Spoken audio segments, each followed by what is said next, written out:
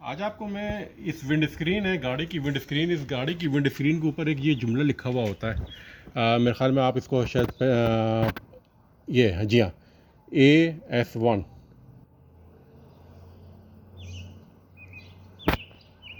ये जो लिखा हुआ होता है, इसका क्या मतलब होता है?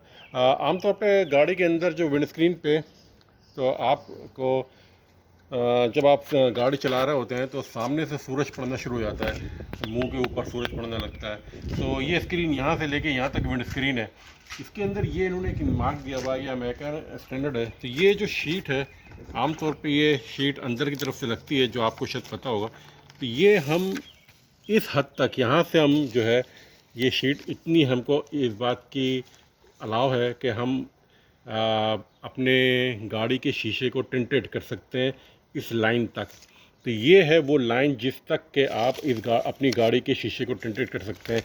ये गाड़ी ऑलरेडी टिंटेड है यहाँ से लेके यहाँ तक के। तो ये अगर आप चाहें तो सिर्फ और सिर्फ 2-3 इंच और नीचे आ सकते हैं।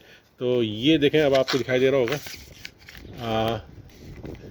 यहाँ तक मैं जो अपना टिंटेड गिलास को ला सकता हूँ। तो